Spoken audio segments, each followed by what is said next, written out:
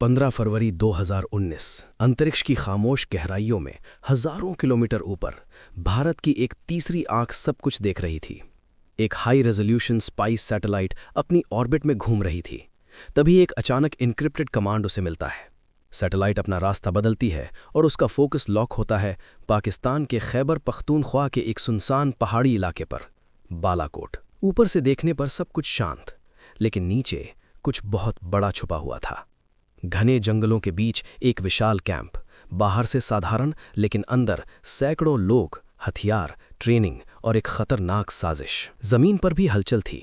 2 आदमी पठानी सूट में, चेहरे पर कपड़ा लपेटे, धीरे धीरे उस इलाके के आसपास घूम रहे थे। वो आम लोग नहीं थे, वो निगरानी कर रहे थे। हर रास्ता, हर गार्ड, हर मूवमेंट। उनकी आंखों के सामने जो आया उसने सब कुछ बदल दिया। ये कोई छोटा मोटा कैंप नहीं था, ये एक मजबूत किला था जहां 500 से ज्यादा आतंकी ट्रेनिंग ले रहे थे। और सबसे खौफनाक बात, कुछ ही दिनों में 300 नए रिक्रूट्स यहां आने वाले थे। तस्वीरें ली गईं, लोकेशन मार्क की गई, हर जानकारी जुटाई गई और ये सब पहुंचा नई दिल्ली। अब ये सिर्फ इंटेलिजेंस नहीं था, ये एक चेतावनी थी। लेकिन इससे पहले कि कोई कदम उठाया जाता, 14 फरवरी 2019, एक ऐसा दिन जिसने पूरे देश को झकझोर दिया। जम्मू श्रीनगर नेशनल हाईवे, दोपहर का वक्त, सीआरपीएफ का काफिला आगे बढ़ रहा था। 78 गाड़ियां, 2500 जवान, सब कुछ सामान्य लग रहा था। लेकिन अचानक एक कार तेजी से काफिले की तरफ बढ़ती है। कुछ सेकंड और फिर एक जोरदार धमाका, इतना भयानक कि जमीन कांप उठी, आसमान आग से भर गया और कुछ ही पलों में 40 बहादुर जवान शहीद हो गए। पूरा देश गुस्से और दर्द से भर गया। ये सिर्फ हमला नहीं था, ये एक चुनौती थी। दिल्ली में तुरंत हाई लेवल मीटिंग बुलाई गई। कमरे में देश के सबसे बड़े फैसले लेने वाले लोग मौजूद थे, लेकिन माहौल में सिर्फ एक चीज थी, खामोशी। और उस खामोशी के पीछे गुस्सा। अब सिर्फ शब्दों से काम नहीं चलने वाला था। तभी बालाकोट की तस्वीरें सामने रखी गईं। एक ऐसा टारगेट जहां वार करके दुश्मन की जड़ हिलाई जा सकती थी। फैसला हो चुका था, इस बार जवाब दिया जाएगा और ऐसा दिया जाएगा कि दुनिया याद रखे। योजना बनी, पूरी तरह गुप्त, पूरी तरह सटीक। दुनिया को कुछ और दिखाया जा रहा था, लेकिन असली तैयारी कहीं और चल रही थी। एयरफोर्स के जेट्स लगातार उड़ान भर रहे थे, बॉर्डर के पास जाकर वापस लौट आते। ये सिर्फ अभ्यास नहीं था, ये एक चाल थी, दुश्मन को ये विश्वास दिलाने की कि सब कुछ सामान्य है।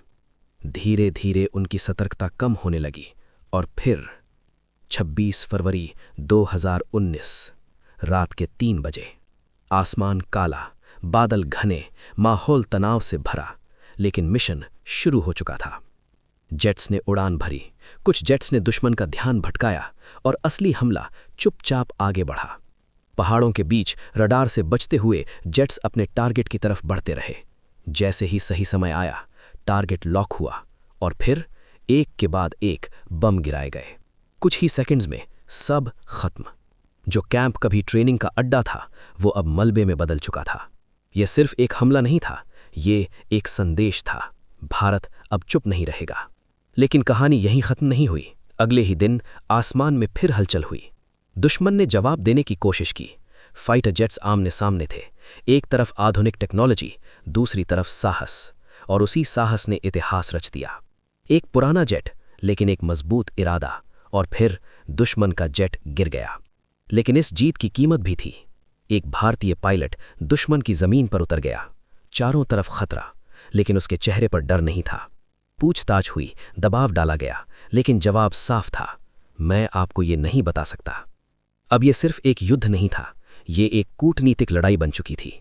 दबाव बढ़ाया गया, संदेश भेजे गए और साफ कर दिया गया, हम अपने आदमी को वापस लेकर ही रहेंगे। आखिरकार दरवाजे खुले और वो पायलट अपने देश लौट आया।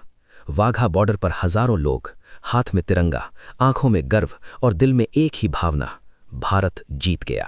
ये सिर्फ एक ऑपरेशन नहीं था, ये एक घोषणा थी।